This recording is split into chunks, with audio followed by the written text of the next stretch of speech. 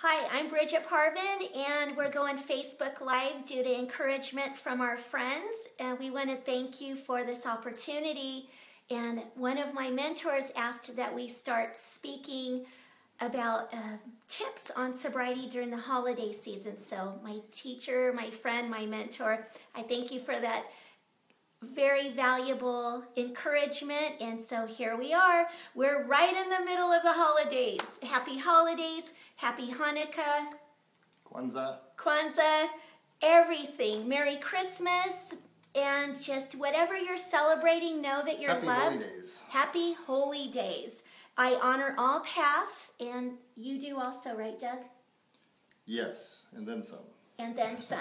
So this is the first time that Doug and I personally have done a Facebook Live. I had done one on July 4th for that time, and so it's really important during the holiday seasons. I know for me, when I was first getting sober, and it was a really hard time of year for me. I was used to carrying on with old business, which meant kind of like almost get me off this planet, and I was just thrashed and tearing myself up, and I just didn't feel like existing anymore. And then there was the part where I became so lonely and out of desperation and that pitiful, incomprehensible demoralization. Yeah, absolutely. Absolutely. Once again, my bottom was pretty excruciating for me. It was, and just in my soul, I just couldn't die anymore. But I remember that pivotal point of when I got sober and was looking around going, what do you do now? Where do you go from here? Everything was different. I was like, I love my family, I love my friends, and that role that I did, it was a slippery spot for me. And so that has greatly changed. I love my family, I love my friends. I'm able to, with tools and stuff like that, go back into those situations. Yes. But that first year of sobriety for me, I remember it was more about me. It was more about me. Absolutely. It's always us, it's never them.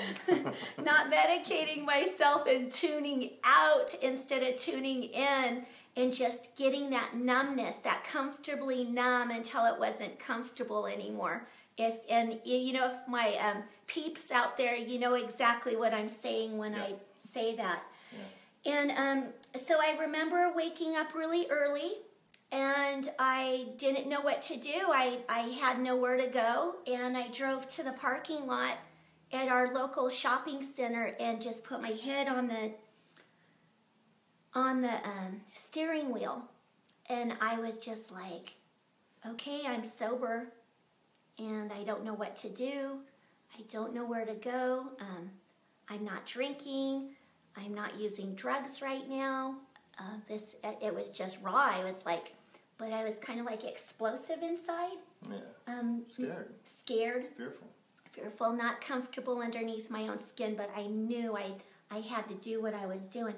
And all of a sudden it was like, Bridget, you're not alone. And it was like, what? I sure felt alone. And it's like, don't stay isolated in the house. And it's like, okay, and that's exactly why I went over to this place, and it was Laboo. And yes, at that time I was getting my coffee, getting that on, and I was like, wow, the whole world felt different and everything. And I get out of my car, and there was this human angel out there and said, happy holidays. And I knew this person, and they gave me a great big hug, because that's what they kind of do around the rooms where I hang out at, and from the local coffee club. And I was just like, wow, so God was showing up. So I encourage you, and I encourage you, if you're feeling in that space, remember, yes, it's holiday season, but let's break it down here a little bit. 24 hours in one day. Yep. Yeah. 24 hours in one day at a time. One day at a time. Well, for me, it was, my sobriety date is January 2nd of 1995. And there again, it was after the holidays, and that wasn't my choosing. It was I had made a surrender to my Creator, my God, that I couldn't do this anymore.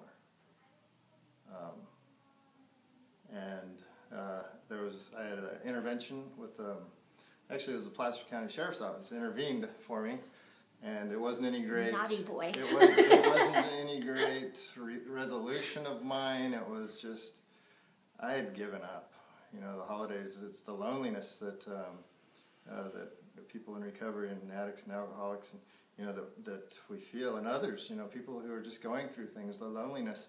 And Bridget mentioned about the loneliness, and you know, my solution for loneliness was to isolate, which isn't, it's really not a good way to, you know, handle your loneliness, is to go be by yourself. So, like she says, going, you know, being amongst a group of people who understand that, you know, that's what, and will support you. And it's like, you know, it's like as an alcoholic, you know, one of the things was, you know, one of my mottos, you know, you just don't understand. And it was being around a group of people and groups of people who understand. You know, you're not alone. You don't have to do this alone. There's great alkathons, a lot of fellowships, 12-step groups have different, like alkathons, they go out through, you know, going through the holidays. It's a great place to be. It is. And it is that, like you mentioned, that fear. It's like, I was terrified. I was absolutely terrified because, you know, I hear, you know,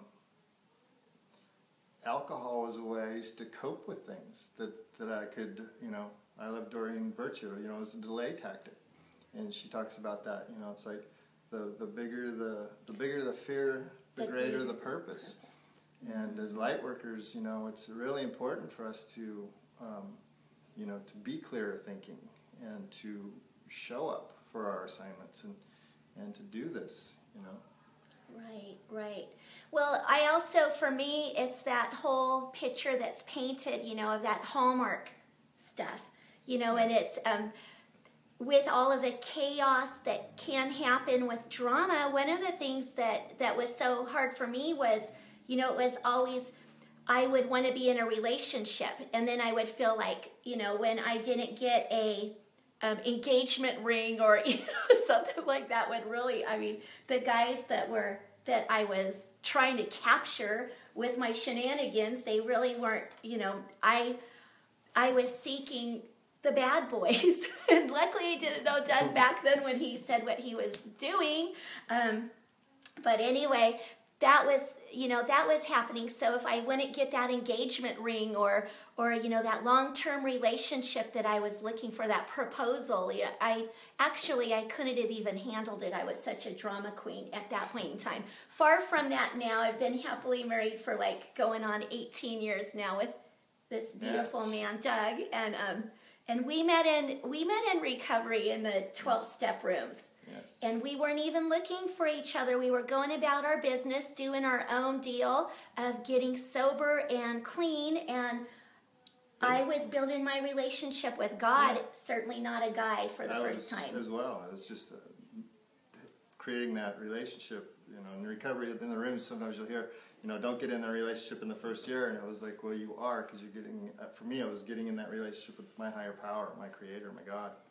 And yes. Great events came to pass. Yes.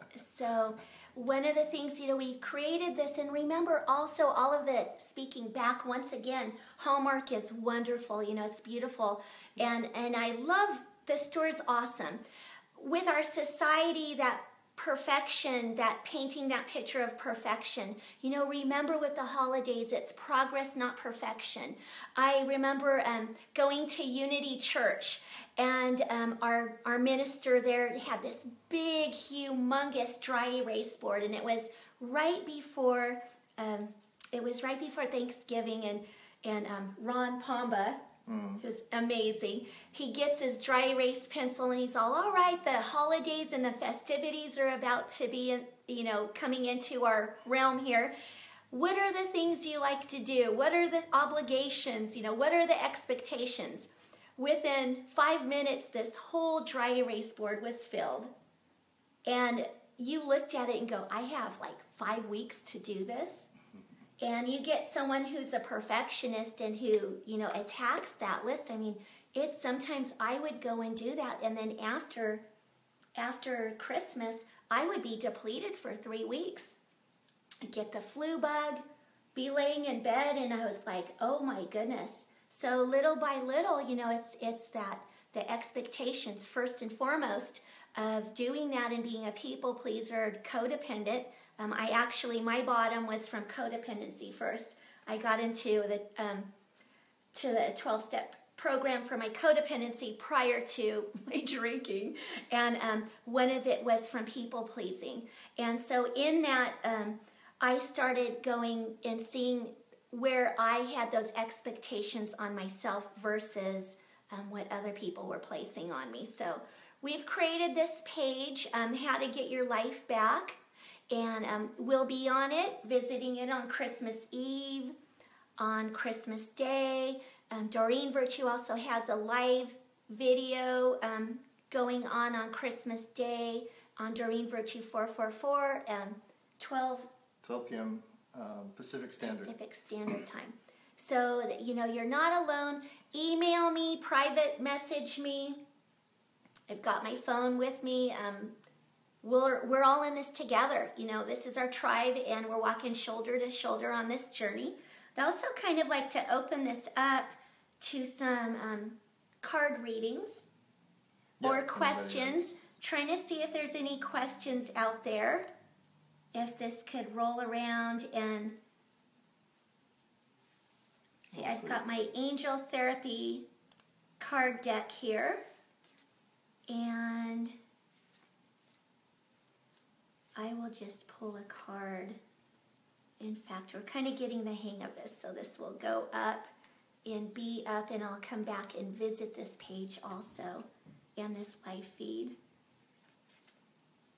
So do you have anything else to say? Absolutely. It's you know, this is a great time of the year. It's you know, it's beautiful. We just actually yesterday was the winter solstice, and it's like now we're moving into the light. You know, moving forward into the light, and the days are going to start to gradually get longer. And it's a great time. The beginning of the year is coming. You know, kind of inventorying and looking at your life here this past year.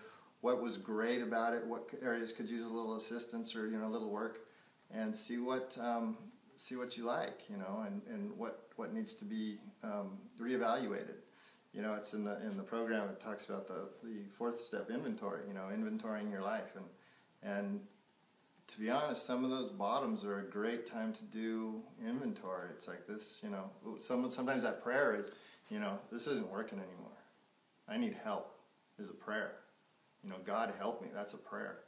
You know, and this time of the season is a, you know, that's what I was going through. Like I said, my sobriety date was January 2nd, and I absolutely was at my lowest. You know, and I didn't want to do it anymore, and you know, you know, God stepped in and intervened for me. And I was separated from alcohol long enough to where I could start to, you know, get a little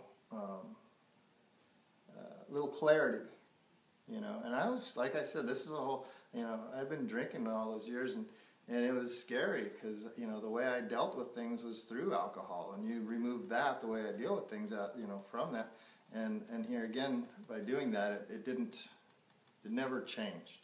You know, there's a saying, if nothing changes, nothing changes. And I wasn't changing.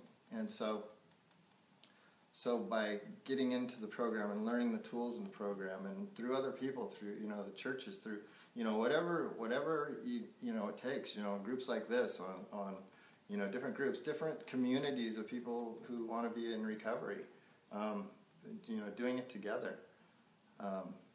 You know, it's if you would ask me then, it's like, is it a good thing or bad thing? And I would have thought that, you know, I mean, the sheriff's office was involved. It's a bad thing. You know, turns out it was absolutely one of the best things. One of the best things that's happened in my life, you know. Later on, after being in recovery, both of us have dealt with, you know, in 2003, I was diagnosed with Lyme disease. Good thing, bad thing. You know, I was a foreman for a construction company, and you know, doing all of that, and I was flat on my back for 3 years. Good thing, bad thing. Well, I'm sitting here with you today, and I'm ringing crystal bowls. I would have never given up my construction job and said, "Hey, I'm going to quit, banging nails and doing stuff and go ring a crystal bowl." That was not in the plan, in my plan. But all of those things, it's always in hindsight. All of those things led me to sitting here with my beautiful wife, today. Having a daughter, having our granddaughter. It's like I would have sold myself short. When I got sober, all I wanted to do is just quit drinking. And that hasn't been my experience. I've been given a life beyond my wildest dreams, way beyond. Mm-hmm. And so, if you're thinking about it, or just want a little more clarity, that's what that sobriety, sober, having that sound mind, having that clear thought. Again, like I said, we need you. We need you sober. We need the clear mind. We need the clear thinking. And in groups like this, we need that. We need to bounce stuff off each other, because not to dim the light. Make it shine. God has made us all these wonderful, brilliant lights, and to be at our highest capacity. Taking care of yourself. I know it is Christmas time, and I know there's goodies involved, and all kinds of treats and snacks, and that kind of thing. And I like this thing. Everything is good in moderation, and I want to say, well, even moderation.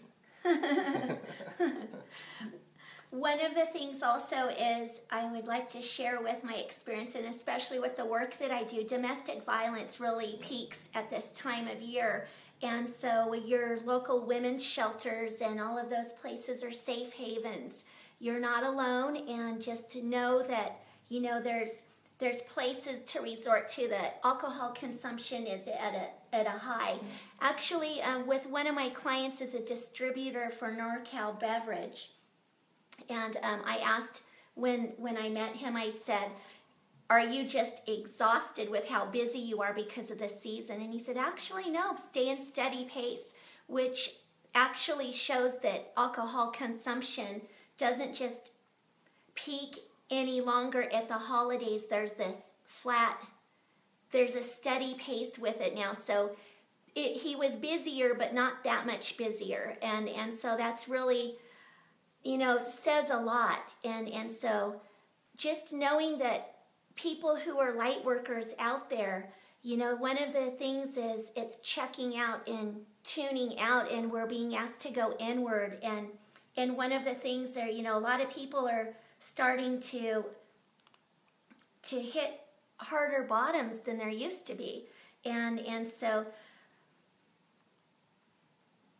with sobriety and the holidays, just, be comfortable underneath your own skin. Put limits on things, time frames around where you're going to see your loved ones, your families, and just, be around the joyful times and everything. And it's not like a wet blanket or anything. It's just make sure that your serenity and sanity, sanity and serenity are your priorities in this whole thing. And I see that there's some questions here, and we're getting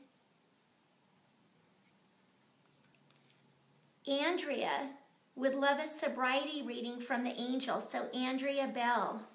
Okay, so a sobriety reading. So I'm using the Angel Therapy card deck by Doreen Virtue. Absolutely love it. There's not any card deck from her at all that I don't absolutely love. I love all of them. So if you watch my weekly readings, that's always, I love all of the card decks. So I could say that again. So let me tune in with Andrea. Wow. Okay. So really strongly it's coming through. It's the workshops and seminars. Attendings and giving speeches is part of your spiritual path and purpose. Be open to teaching and learning. So what I'm seeing, Andrea, is what your angels are showing me. Thank you for being here. And I see you doing the same thing.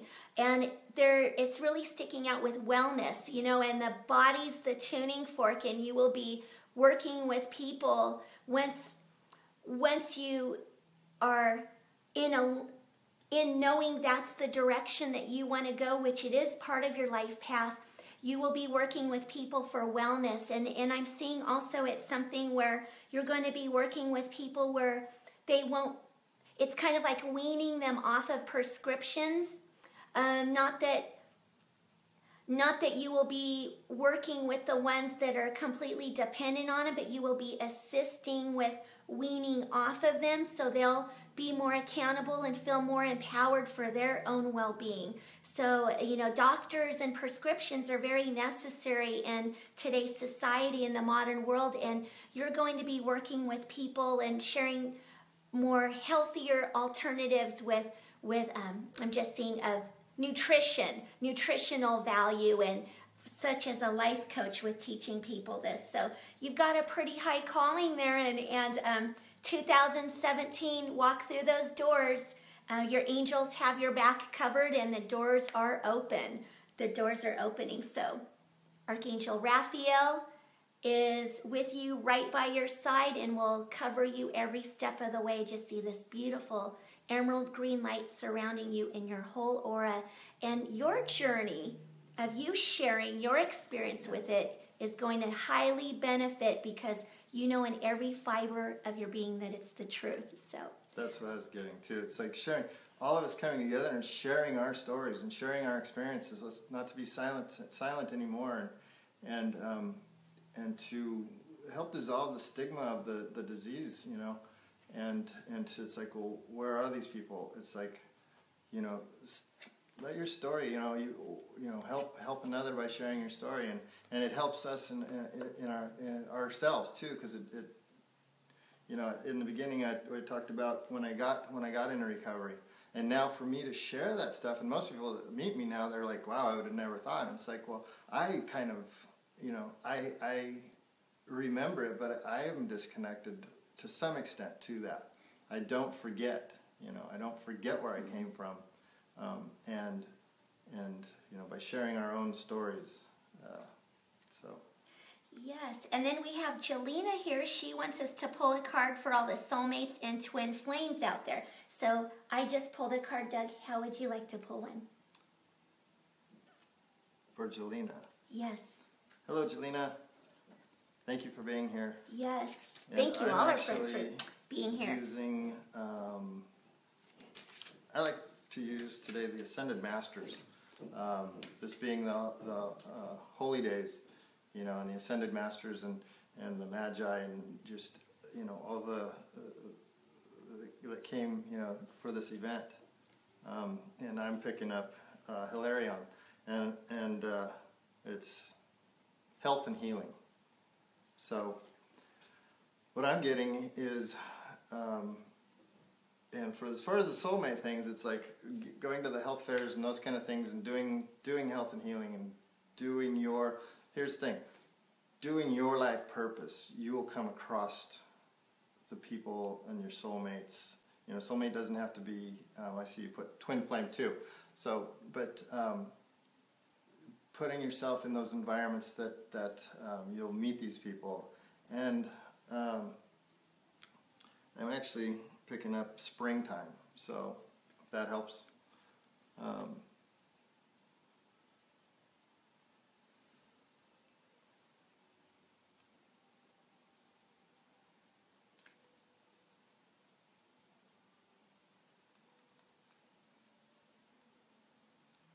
So, do you have any other thing to put input?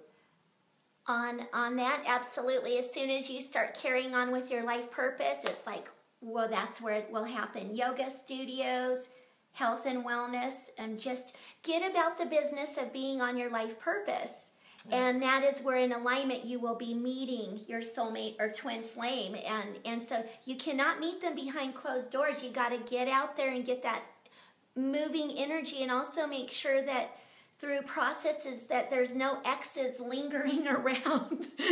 Just that door has to be closed for Mr. or Mrs. Wonderful to come through the door. It's absolutely, the grief work, any kind of cords or anything just really need to be dissolved and transmuted and healed for that person to come through.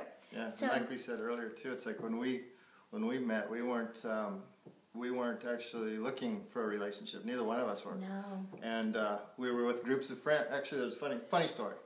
Always stories, right? Funny story. So we were with the group of sober people, and we'd go out and do things together and whatnot. And one of the gals, we would go to the movies in these groups, and call everybody and say, hey, we're going to meet at the movie theater, 7:30. We'll out in the parking lot. So our friend calls everybody, but she told Bridget and I we're going to meet at 7. And then she told everybody else 7:30. So Bridget and I had to be there. We're sitting there, where is everybody, And so we actually, it worked. It worked. So you never know, you've got friends, so. Yes. Yeah, but we were doing the work together, or not together, we were doing our own inner work, being that person. And we have Becky here. Becky tells Reed, thank you for being here. And she would like an angel reading, so I'll pull a card for you, Becky.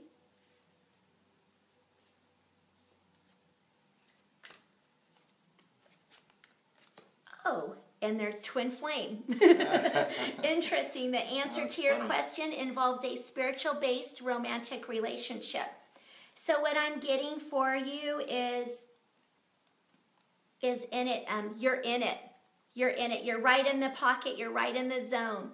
And just keep on knowing that you've cleared a lot. You've cleared a whole lot. And there's something about you've let go of a lot of stuff from the past, which is great. And so you're being called to ask to join with and embark on this going out and doing some more things with more connection with community. I'm seeing you lead up a meetup group with your twin flame and actually go about the business of start sharing this with other people. And that is where you will be meeting and building this community. And you're very much needed in what you're doing. So carve out the time right now in this as 2016 wraps up. And ask yourself what that would look like. I'm seeing painting. I'm seeing just kind of even some get-togethers where that creativity expands and explores. It's kind of tinkering with things is what they're showing. So it's not going to be anything really something that's going to stop you from going about and doing that business, but there's something in collaboration where those two things are connected. It may not seem like those pieces line up, but yet it is something where you're being asked to pull some community together, and it has painting, crafts, and a meetup group where people are actually bringing what they have in their storage closets and collectively bringing it all together for people too. And you're going to be the leader of it. So it's actually really beautiful. Really beautiful. So bloom where you're planted, they're saying. You've got everything you need and everything that it takes to do this. So, and want to wish you the best 2017. It's exciting. It is. It is. Really Do you have any more tips? Just really to be gentle with yourself, and expectations, those are expectations of others, expectations of yourself. Meditation is always, I think, always the answer. Yes. To take that quiet time for yourself, to self-care first. If you're going into a group or something that maybe, that requires a little more work or attention or behaving, whatever it is, take that quiet time, take that peaceful time for yourself first. I know the more it's like, getting so busy that I don't have time to meditate. Well, the more I meditate, the easier things transpire, the easier things, shed off the back. Having that connection with that power that's greater than myself. Not being dependent upon other people to make me happy. It's, just like we talked about in the beginning. It was when we met, we weren't looking for, I wasn't looking for her to make me happy. I was working on that relationship with my Creator, and have that joy. Because anything, like you put that kind of a burden or a weight onto another person, it's too much. We're not built for that. You know, it can be too heavy, and we're around a lot of family and friends, and you know, sometimes that can weigh on you. But again, here, like I said, you know, take care of yourself. Take care of yourself first. Yes. You know, if you're in a group or something that you're not too sure about, you know, maybe, you know, have an exit plan, have an idea, you know, plan or whatnot to take care of yourself. Very good. That brings to mind that, you know, one of the things is limits on the hours. You know, if you do go somewhere that's a little slippery for you, where you know you feel like it's going to affect you, put a cap on it. 2 hours, 2 to 4, and then at 4 o'clock you go somewhere else. Also, go in the restroom and go in there and say a prayer. You know, go in there and breathe. Count to 10. I've prayed in many bathrooms. Yes. It's like, I mean, yeah. Yes.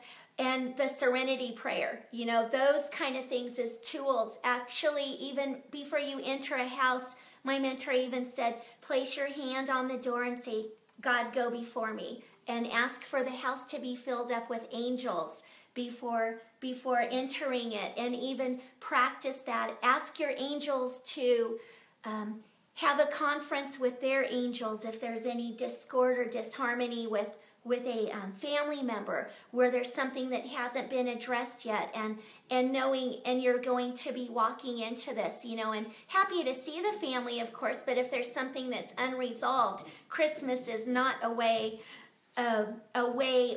out to, or time to do it. You know, you might want to, especially if things get a little escalated, you know, with anything, with drinking or anything. So just keep that stuff on the back burner and just, you know, be present, be aware, and know that it's only temporary and you're moving through this. Also, if you are alone during the holidays, that is a place that pure loneliness is just, you know, it appears that everyone else is having a jolly good old time, and that's not always the painted picture that is reality. It can be a very difficult time of year. So go to the park, you know, do something like going and feeding ducks, feed the birds, you know, do something that you haven't done all year. Maybe take the time and make your vision board.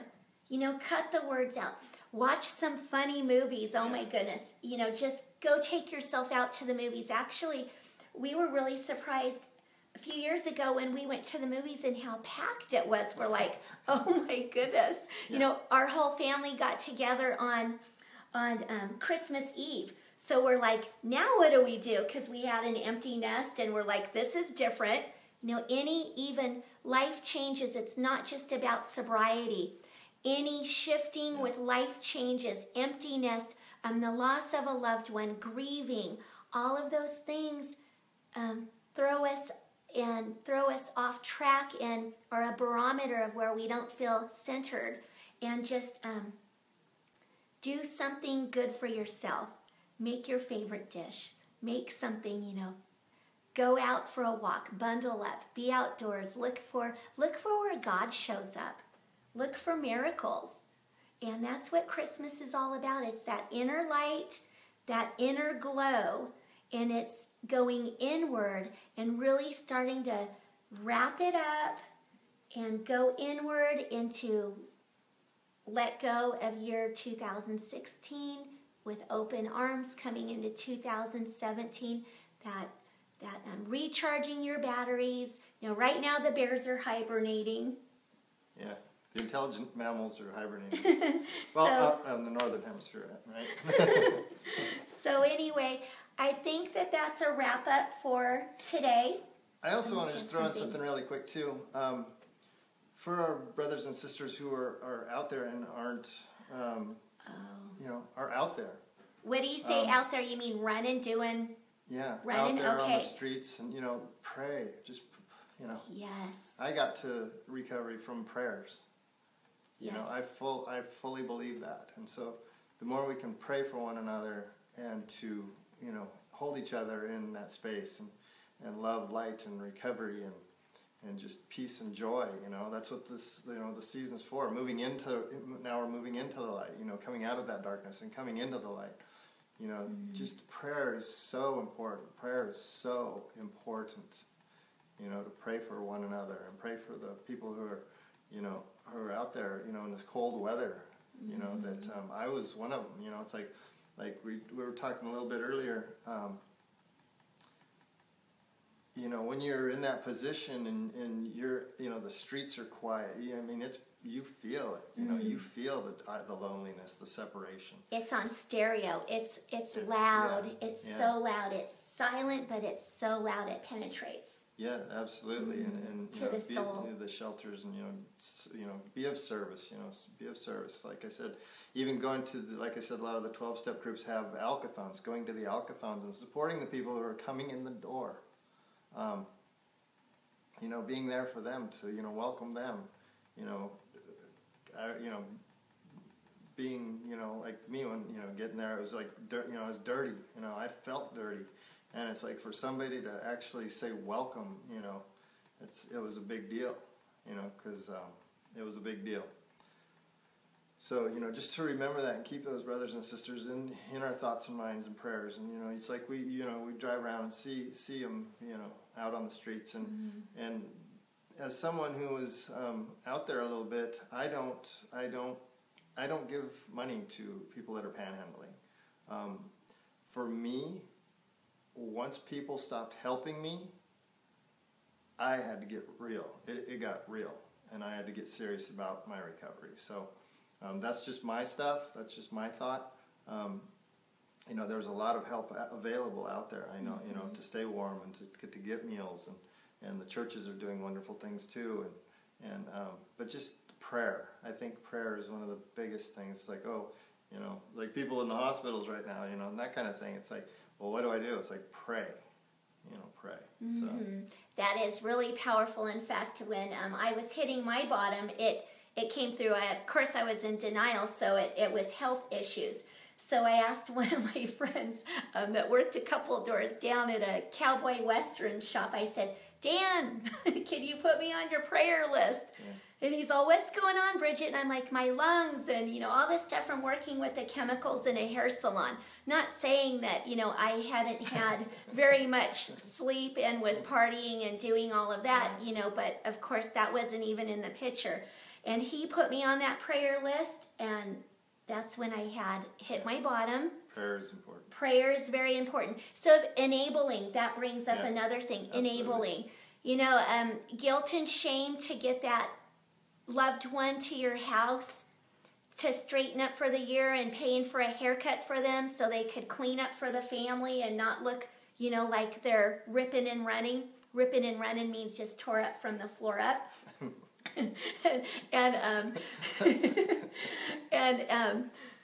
Just, so they could clean up for the family, because when there's this going on, a lot of people go and enable and try to make this person behave. It's just like, make sure that in this, that you're not enabling, because there's nothing that you're going to do that's going to change the behavior of an alcoholic or an addict. And so your love could actually, there's a saying, your love puts nails in a coffin by enabling. And so enabling is something it's not easy. But like I said, if my family both my parents passed in December and November, and once my family said, we're not helping you anymore, it was like, oh. Yeah, yes. I had to ask for help. It is. What happened. I had to ask for help. It is true. It is true. I just pulled a couple cards because they're getting. But on that, I just, it's all good. Shiny. On that, for all of you mothers out there, I just want to tell you, do not pay to get their hair cut if they're on the streets ripping and running, and do not buy them a brand new pair of shoes. Those are always the two things. It's not helping them. Your prayer will help them. Yes. And of asking, calling 800 numbers for silent unity is a beautiful, 1-800 silent unity is a beautiful prayer 30-day vigil. prayer vigil. Yeah. Yes. They pray for 30 days. Yeah, they really do. You could find them on Facebook. You could find them on their website or other churches. Whatever.